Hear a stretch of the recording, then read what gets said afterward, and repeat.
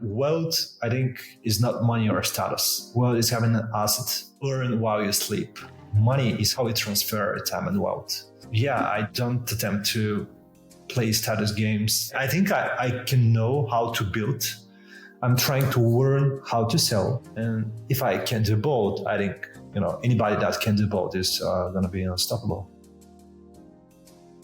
Well, GM everyone, and GM's you, Bytes032. It's great to have you on. Likewise. Thank you for having me, GM. Of course. I quickly want to touch on what you do real quick, just to start the conversation off, and then we can dive into more deeper stuff. I'm 29. I work as a director of engineering in a New York-based startup. Disclaimer: I don't live in the US or in New York, so I manage a few teams.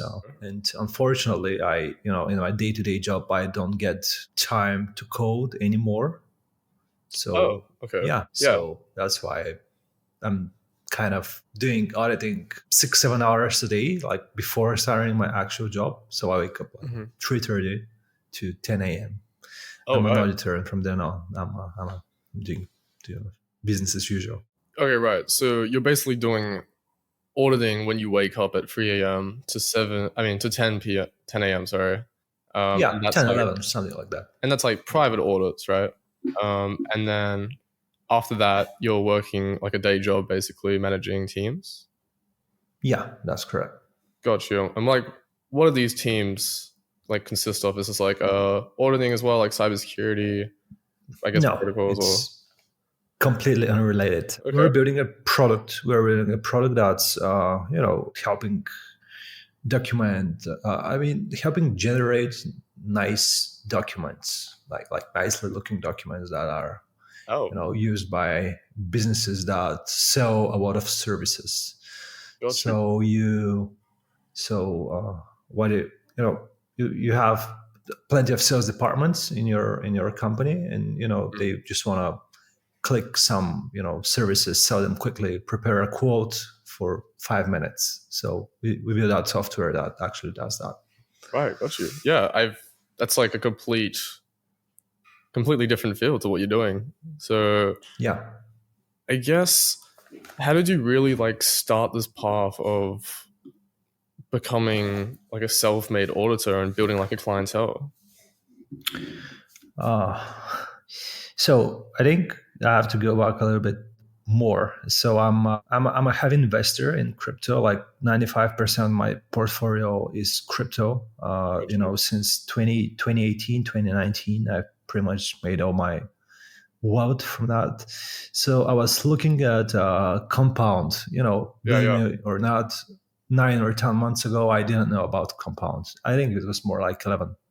So I was Compound dropped a lot. Is it still a good project to invest in? Mm-hmm. And at the bottom of their website, I saw audits, and I was like, what the heck? What's an audit? And I just clicked. Yeah, just researching. Should I bet my money on that? And then I saw I didn't know anything about Web3 security beforehand. No idea, literally nothing. So pretty much that's what. Yeah, I just didn't know. So that's what introduced me to audits. Mm-hmm. And then I got introduced into security, which opened completely new world for me. I was just overwhelmed what's going on, and something that I didn't know about. And why, initially, why I found audits interesting, because that's probably the most interesting part of the story. Obviously, I'm quite a young manager, at least, especially what I work. Mm-hmm. So in my previous job, I was an engineering manager, where I was, I had nobody to, learn from. So I was super, controlling. I was I want to review every single pull request that gets merged into dev, for example. So I reviewed an enormous amount of pull requests, and I was not just LGTM and approved. So I was oh my God, people are getting paid for what I was doing, purging myself for a whole year. And, reviewing code was, I think it's reviewing code is to some extent like harder than actually building stuff, because you have to Yeah, I guess. assume what the heck is that person thinking about, what the heck is going on here. Mm-hmm. So yeah, that introduced me to security. The rest about it is history. To summarize, so I don't run too much. I just felt like exactly 7-8 years ago when I started, when I was starting, I would say like 10 years ago when I was starting as a dev, Uh-huh. with security was like exactly like 10 years ago. I was thinking about it all day long, Oh, right. thinking about it before I go to sleep. I was super excited. Yeah, yeah. Where, as I said, I got into management quite early. So I guess I never gave up the Yeah. urge to contribute on my own. And obviously, doing the most nice stuff when you're in my position is not a possibility, because I'm gonna be the bottleneck. So I started this like as a gig where just to keep my itch at bay, and just do some stuff on my own. That's so I don't build my 150 toy project to the side. Yeah, yeah. So yeah, Gotcha. that's how I got into auditing. You said 10 years ago. So you started cybersecurity 10 years ago, or No, that as a was dev, managing? as a dev. Okay, the dev. Right, right. No, Got you. yeah, yeah. And then how long ago did you get into like cybersecurity specifically? So you were investing and then you found Compound, and then you were looking for the Compound docs basically. Yeah. Oh, so like a couple months ago? Is that what you said? 10 months ago, yeah. 10 months, yeah. Okay, right. Interesting. And then did you do like any sort of what do you call them? Like damn vulnerable DeFi or any of those kind of like capture the flags, or did you just go straight into, okay, how do we exploit Yeah, this? yeah. So I was like, I'm the type of guy that's gonna over prepare for everything. Like I'm gonna prepare a Mhm. lot of resources. I have to learn that in and out. So I've kind of overstudied the first few months, Mhm. but I think that's a good thing, because I didn't know Solidity. I've never touched Solidity before that. I had to learn Solidity. So I did, plenty of CDFs. I've read plenty of reports. Yeah. So I tried one contest like in my first month. I pretty much, I felt so overwhelmed, like, because I was like, oh my God, I need to find this and that. And I did a very bad mistake where I was auditing after I finished my day-to-day work. Yeah. So it You're was a like complete drained. disaster. Yeah. Yeah, got you. So around the third month, I changed my plan. I was like, okay, listen, I'm gonna wake up, audit whatever results I get. I mean, whatever, and then study if I have time after that. So Yeah. that resulted into like I'm studying what I need on the spot, instead of building encyclopedia knowledge. So Yeah, I yeah, think that's incredibly important to touch on is whatever you want to do in life, whether it's like passion, project, or you're learning something, you've got to do what you want to be or be doing at the start of the day. Because when you wake up, that's when you're most fresh, and that's kind of like shaping your future self into what you're kind of bringing yourself into the life of what you want to be like. And if you were to do your passion project, like I guess what you were doing after work for a short period of time, you're going to be mentally drained and fatigued, and then you're going to have no sort of like mental willpower to go, full force for it. Is that kind of like the same reasoning you were thinking of? yeah, Yeah. absolutely. And so, like, after all that stuff in the morning, like all of your passion projects done, for example, you're doing 7 hours, then you can go to work and, you know, just do your little slave away or whatever you're doing. Yeah, yeah, yeah, But then, like, you have like your reserves, and then when you get home, you can go to sleep and start all over again. But I think yeah, that's, yeah, definitely incredibly important, and I think a lot of people should start doing that. I've recently started doing that as well. So I started doing like formal verification in the morning, and then doing like my other work later in the day. I'm still just like dedicating the same amount of hours to each thing, but it's just the structure of it, I think, plays a massive impact, right? And I think like one thing a lot of people would find interesting is how did you really build your clientele up as a private auditor? Because I think it's quite difficult to do. Actually, it's interesting that you ask. Like, I'm writing an article that's about to be published about exactly about that. Oh, right. Okay. I front ran it. So yeah, no worries. I'm gonna go through it like as is. I have nothing to hide. Okay. So I think there are a few paths for an auditor, right? There is a traditional work for a firm path Yep. where you just get paid for 40 hours a week, right? And then there's the kind of sole auditor part who works for Spearbit and Y Academy types, where you get all the customers and you just you don't care about securing customers, right? In that scenario. Then there's the C4 Sherlock types, where you just participate in contests, so you don't have to find customers too. Mm-hmm. And then the last two types, which are, you can do, Spearbit, C4 or whatever, but you find customers for on your own too, which is hard. And then the Immunify types who just, could probably not get a single cent for 4 months, but then get a 1 million on the 6 months. Yeah. So I think securing customers and hitting a huge bounty is, I mean, obviously hitting a huge bounty is very hard, but I think securing customers is not easier either. I'm not getting it on the same plate, but yeah. So I think the key is build 3 points: build a brand, generate content, build a portfolio, and then that's it. That's pretty much it. So what I decided, I'm getting a very good paycheck, right? So I don't wanna sell my time for more fixed pay. Yeah. Because you don't get rich by renting out your time. You must own equity, a piece of business, or sure. something on your own to gain financial freedom or hit a 1 million bounty, right? Yeah. So I decided I want to build a brand because that's where I'm going to build my own niche, right? A lot of people are like, field is getting saturated, etc., etc., etc. But if you have your own niche, this can get saturated. So my brand will be myself for identity in the security space. That's how I felt about it. That's the reason people will approach me for work. And then that identity is shaped by the story the customers or my findings tell about my results, right?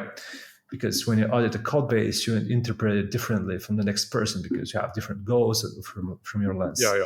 So to go to the portfolio, under the one person business philosophy, you contribute, and in our space, you contribute by finding vulnerabilities, so you can after that show these to everybody. So there are several ways you can just aggregate all your findings in a GitHub repo. You can publish all your private audits. You can get first place on Curta or Paradigm, CDF, whatever. Yeah. And then content. I think content is very underrated because I view content as like documenting my mind. I like to think about social media as public note-taking system where I jot down on like what I'm learning and how it applies to my work, my thoughts and opinions on skills and interests, and the lessons I learned through my work. Teaching others is often gets swept under the rug because smart contract security requires specific knowledge that is often highly technical or creative. It cannot be outsourced. Yes, it can be automated to some extent. I think you're doing exactly that. But I think it's hard to automate assumptions, right? Because a lot of bugs are logical bugs, vulnerabilities like redundancy or like the latest Astaria vulnerability with the proxy. Yeah, I think that maybe could be catchable by a software after some point, but exploiting what the developer assumed at the time and what he actually built, I think that's hard to automate. So building content, generating content about that it shows your expertise. That's why you're going to be approached because I think No, because I mean that's obvious. So again, Yeah, I try to to limit myself so I don't rumble too much, but and still be and still give you a yeah, sufficient answer. So yeah, yeah, for sure. That was very comprehensive. And I want to touch on two things. So I'm just going to do the most recent. So the automation, I totally agree. It's incredibly hard to automate for business logic. So every protocol has their own little niches and unique kind of implementations. And it's so hard to just generalize that and find every single, you basically have to write invariants, basically. yeah, And what an auditor's job is like a living, I guess, like the most sophisticated computer for invariant testing, really. It's comparing stuff with things you have in your mind. And a computer can't really do that until I guess like AI gets, incredibly sophisticated. But I think until then, we're good. And another thing I wanted to touch on was your brand. So I think as well, like making content is extremely underrated. People think that if you teach someone this highly technical thing, it's going to diminish returns in your field. People aren't going to approach you as much because there's more competition. But as a friend once said, Jay Trilly, you making that content gives you an edge in another kind of like area. So you're losing in one space, but not like detrimentally to your career where you're going to like lose a job basically, but you're gaining massively in another space, which is teaching people. And a lot of people love that. And it basically your brand lives on for a very long time until you basically ruin your reputation. But I think even then, if your content is great, people are still going to share it, still going to read it. When people are entering the space or coming from a different field, they're going to, they're going to show people and it's just going to boost you from that. And then also with your brand of building your reputation from just doing contests and audits and showing that, that's basically your resume, not, some traditional resume of saying, oh, I have expertise in this. You're actually showing results and that's what people want. Without results, who's going to hire you without, proof of being able to do something?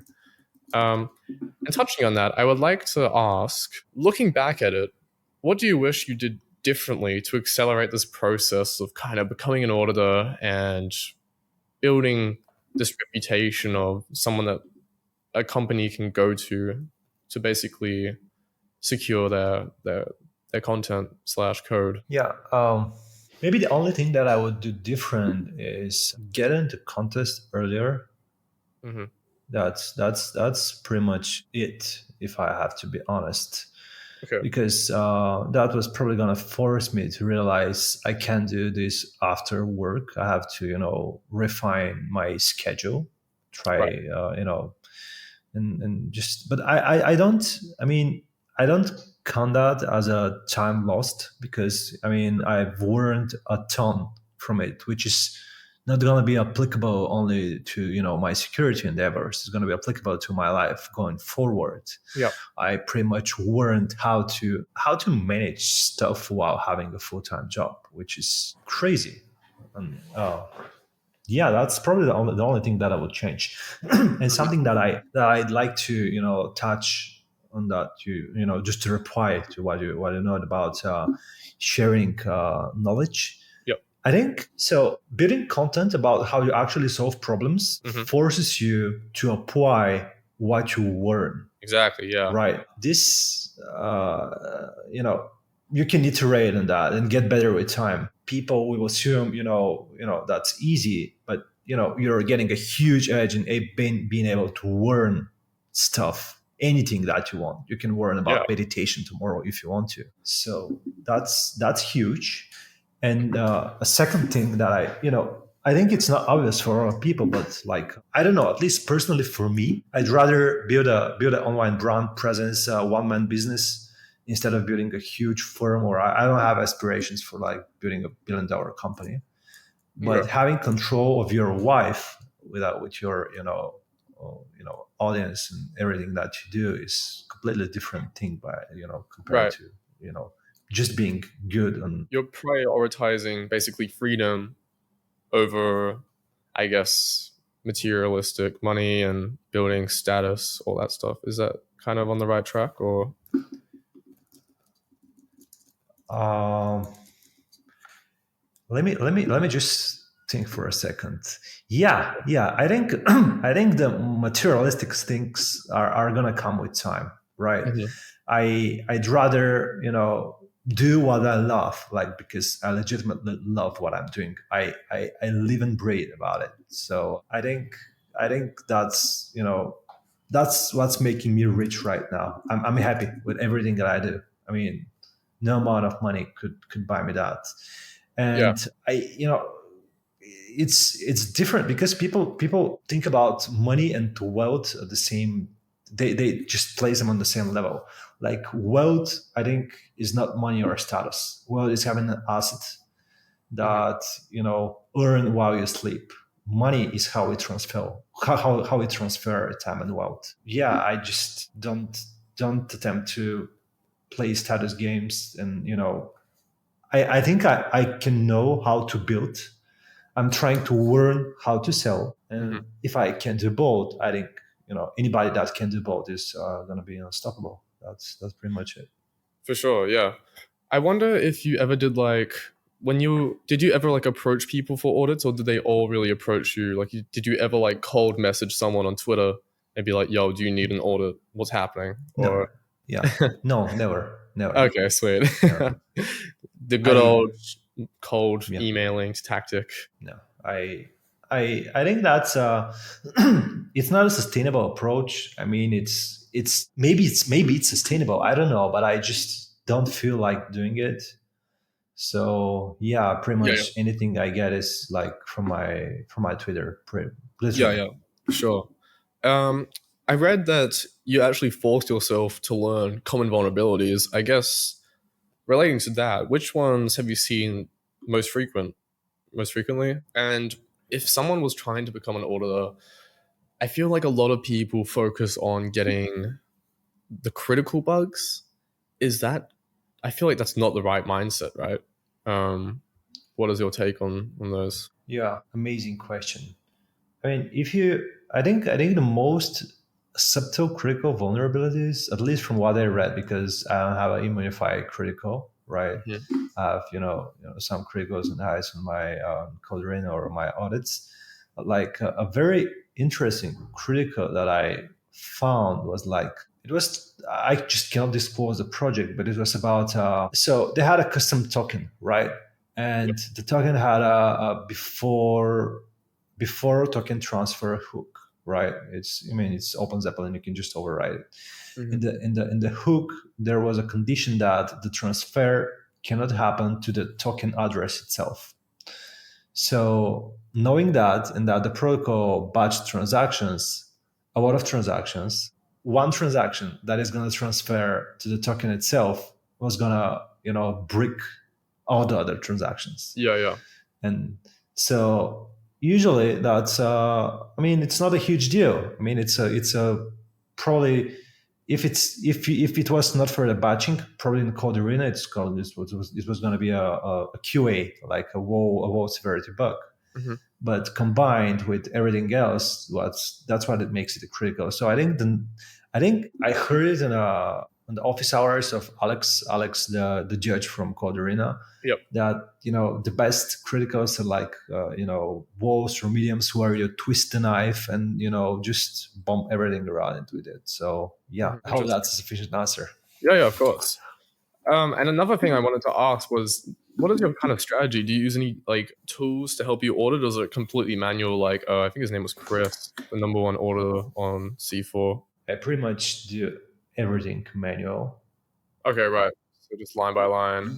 I don't do line by line. I do like flows, right? Okay. So for example, I just see for example, deposit money flow, and it's gonna generate some rewards. It's gonna Yeah. increase the quadra of the user, etc., etc. So I go through flows. That's better for me. I just can't do can't do line by line. Just go Yeah, through the yeah. contract. I do line by line, but at the end, first I go through flows. Yeah, that makes sense. So you're basically building like each possible path that can be Yeah, accessed, right? yeah, yeah, Okay, cool. And then you go line by line and you're like, okay, wait, there's actually yeah, something here. yeah. I wonder, how do you approach? Do you ever think about like external contract use as well, or is your scope mainly towards just the one repo and contract in its own little world without the external contracts living on the EVM already? Oh, I mean, that's if somebody is not considering the external contracts, he's crazy. Always, I mean, always. If the flow that I'm looking at has external codes, I Mhm. just consider it as part of the whole flow. I Yeah, just include it in my mental model, and yeah, for sure. Yeah, you basically bring in that repo that it's interacting with, and you're like, okay, this is a part of it. Then I yeah. go through this and see if there's any special interactions. But there's also, well, touching on the developers not considering external contracts. A lot of the critical vulnerabilities and hacks that happen are from flash loans, and you'd think that people would account for that kind of external interaction where someone's borrowing a whole bunch of tokens that the developer's probably not even thinking about as a possibility, and then they're going through a pool or vault, something like that, and just doing like an exploit like that. So I don't know, man. Like people don't think of it. There's a lot of external contracts out there, and I think like Aave flash loans is a big one, and Oracle manipulation that people overlook a lot. How would you even like prevent that for devs? Like they should be thinking of this, right? So maybe education needs to be better. One of the best thoughts that I read about this Mm-hmm. is Sam from Paradigm. He had an article about external codes, right? I think it was the dangerous surprising code, something like that. I'm Mm-hmm. just trying to remember from my mind. Mm-hmm. But people are like treating are assuming okay, I don't want to generalize, but a lot of people like relate external codes only with reentrancy, right? Yeah. The thing is that any kind of external call Mm-hmm. can do a lot of stuff that you're probably not even aware of. Let's say it's an external call to a protocol which has an external call to another protocol. You just don't know what's going to happen there. So Yeah. yeah, I think treating external calls should, I mean, reentrancy should be, I think that's the takeaway from his article, but he's like, yeah, we should uh, treat any kind of external calls like as a possible Yeah, as a like a issue. attack vector Yeah, or yeah, surface. yeah, yeah, yeah. Um, Surface, exactly. yeah, exactly. I wonder if let's say you had a magic wand, right, and you could bring any tool to existence, bring any tool to life that would help you, basically assist you in auditing. What do you think you would create or bring? Okay, I have a very, very good answer. So I've spent a lot of time into diagramming, right? Because I Hmm. think that's gonna help. But there are two things. I'm shit at drawing stuff Okay. by hand. I can't understand it when it gets complicated. Yeah. So then I tried Mermaid JS, I tried Excalidraw, I tried Draw.io. Tried Then everything. I set out for another software called Structurizer, another domain specific language. Just send you the link in Discord. Yep, And then I don't know. Do you know Pyrometer from I do. Yeah, Naston? from Brock. So yes, okay. So Pyrometer is great. I love it, but I Hmm. want to. I mean, it's pain in the ass to use for a huge project. Oh, really? So well, try it for, let's say, a huge contest. I think. I mean, it's hard for me to read it, to Oh, visualize it. okay. Yeah. So the two that I'd love if somebody built is basically pyrometer, but visualized as a graph, like direct acyclic graph, where the only available path are the bounds you set, right? Okay. That's gonna be a keyword. And I think, if somebody builds, he's gonna assume you build it, you're gonna net some very, very nice findings. I think states and monitoring states is underestimated, and Sure. Yeah. yeah, State yeah, could be Like something might not be vulnerable at a certain state, but let's say someone sends tokens to it. Oh, now it's vulnerable, or like beyond a certain threshold. But basically, what you're saying is something that can create diagrams, print them out so it's readable, um, and between some certain bounds. So, give us an example of that. So, like a certain pathway or flow. Yeah, for a specific, let's say, let's just use the example from Pyrometer. I'm gonna Okay. send you the link in Discord. It it's okay. It looks like this, right? If that is visualized as a graph, because right now it's easy to comprehend it, but Okay. when it's a way more complicated function, that just gets kind of hard to deal with, at least for me. I mean, I'm just get Yeah. overwhelmed. So So if just that's a graph, yeah, just to like give yeah, a like an audio representation of this, it's basically so you have a function and you have some conditionals, some require statements, yeah, um, and basically there's an upper and lower bound. So let's say you have variable x, which is an input, and then the require statement is x must be below, let's say, like 10. So then you have all these possibilities from the maximum number all the way down to, okay, it can be 0, 1, 2, 3, 4, 5, 6, 7, 8, 9, or basically that if it's below 10. So yeah, that's what parameter shows you. It's these bounds slash ranges for variables, kind of like a intermediate representation, um, kind of thing. And to continue on, this is kind of hard to read because when you have a bunch of these on every single line, it kind of overflows the page and it's super hard to read, is kind of what you're getting at. Um, and your alternative would be well, the alternative would be a graph. That's I okay, mean, so like a DAG. exactly a graph. Yeah, exactly like a DAG, exactly like that. Okay. So the graph is like you know Yeah, instead of like connected. lines. Yeah, Yeah, instead of like actual code lines, you'll be able to see like A and B equals C, and it's kind of like a node for exactly. A, a node for B, a node for C, and then Yeah, lines yeah, going up to C. Yeah, exactly. Sweet. exactly. So if someone does that, there you go. There's some free IP. Yeah.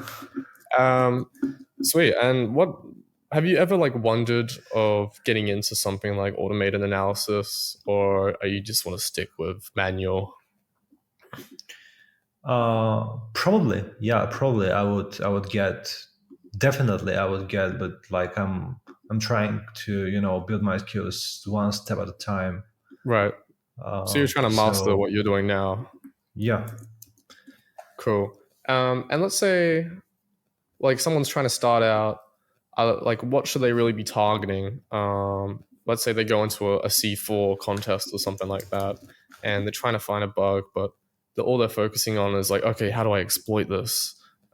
Should they be focusing on that, or should they be going more for like the informationals or the lows? I've never went for informationals or woes. Okay. So take my opinion with a pinch of salt. Hmm. But like, yeah, I think it's especially it depends on your previous experience, right? For Yeah. example, as far as I know, Trust had plenty of cybersecurity experience with iOS.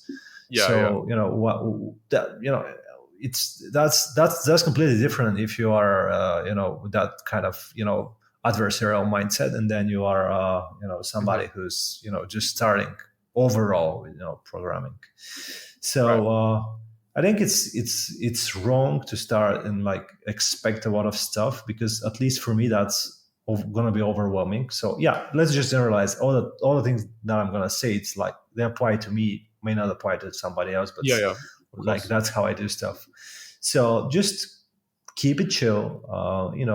Limit yourself to a limited amount of, like, let's say, goals or tasks a day, so you don't get overwhelmed. Find what works for you. Like maybe you're going to be better with reading the docs first or after. I think the biggest alpha is like in keeping out on variables that can be tweaked from different places or different contracts. Okay, so like And user input basically. yeah, Yeah. yeah. No, it's user input, but let's say you have a storage variable. I had one contract where you could pass the storage variable, Hmm.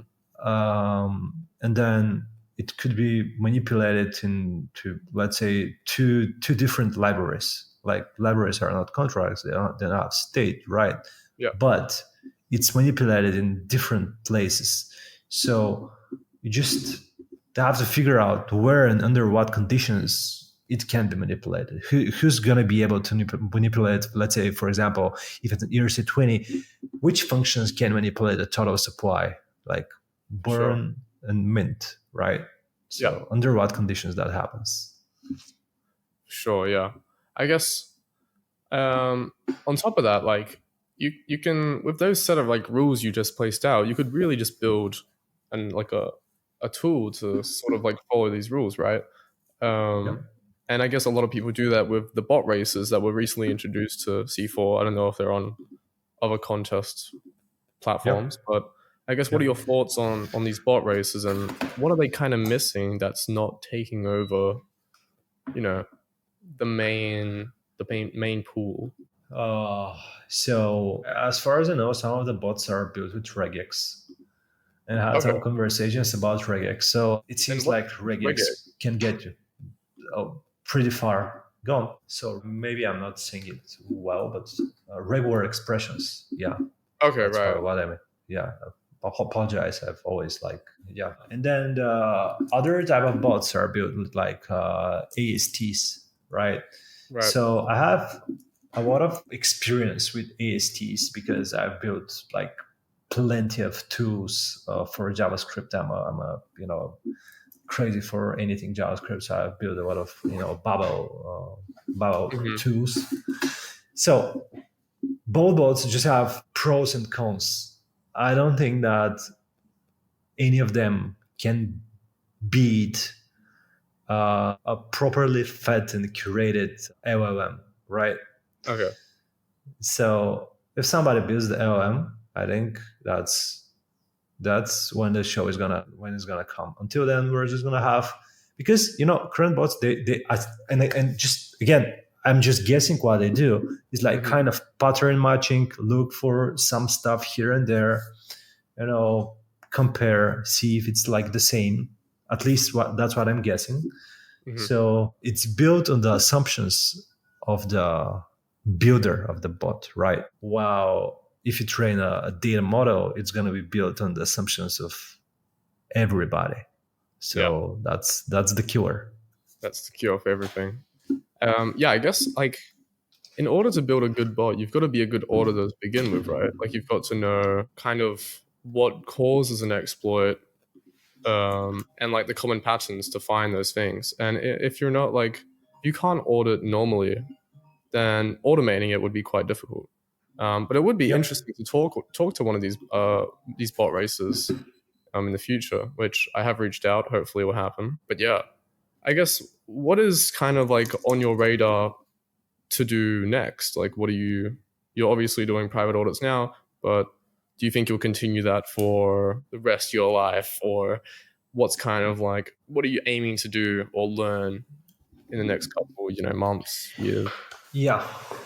So um, I wanna do more contests. So while private audits are very lucrative in terms of money, I'm probably Hmm. gonna refuse a few deals here and there, and I've already done that several times because I wanna just get a few first places in contests, just because that's the for me the best True satisfaction. measure.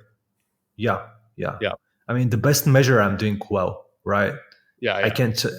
I just want to know for myself that I can do so well that I can just top a few contests. Next, I mean, I've never audited in a team, so I'm probably gonna invite some folks to I'm gonna split my private audit fee with them, right? So Yeah, I yeah. mean, my quote So I just get to audit with somebody.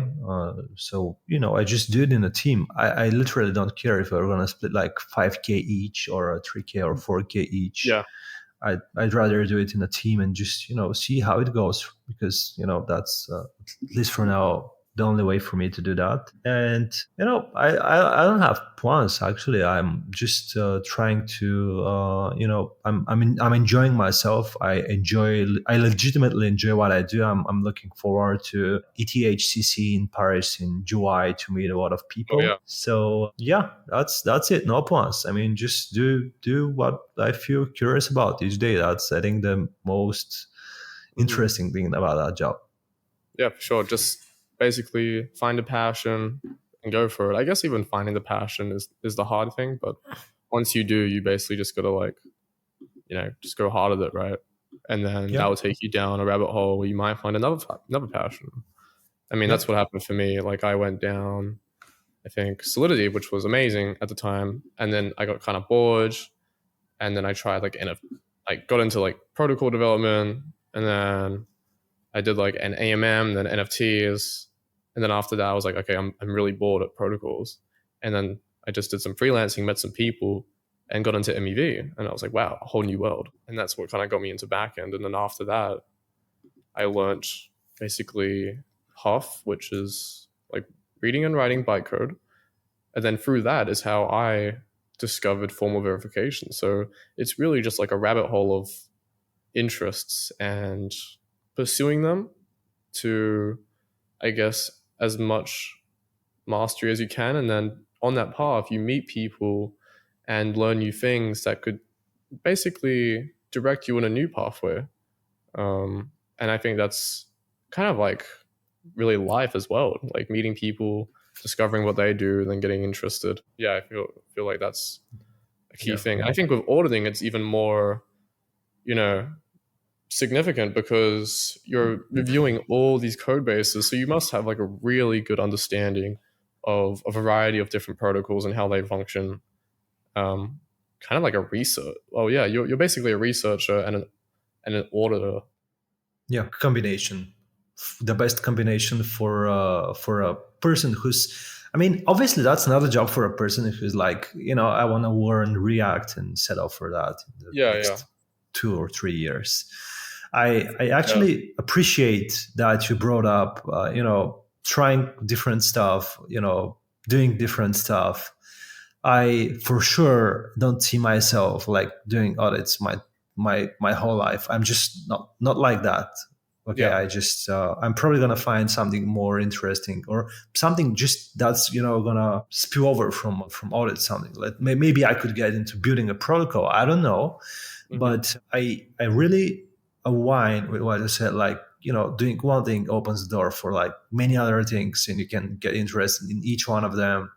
And what makes you special and and different is being that you are you've been through all of these. I'm just not a person who's gonna specialize in one thing for his whole life. I've just for a bit of context, when I started, I did like a mini startup where I'm here in where I live in. Yeah. I was building e-commerce stores. I was like literally walking around and offering like random businesses, do you want me to be a store? And I Oh, got into yeah, absolutely. I mean, marketing. exactly like that. Yeah, Yeah, yeah, 18. I was 18. So then I got into backend. I was working with C Sharp, Java, whatever. Then the JavaScript craze came in. I switched completely. I was doing mostly front end, and by front end I don't mean like CSS stuff.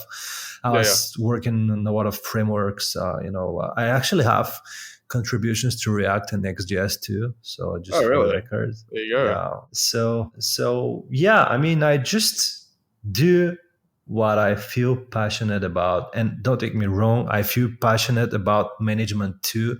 I Hmm. absolutely love it, like growing people.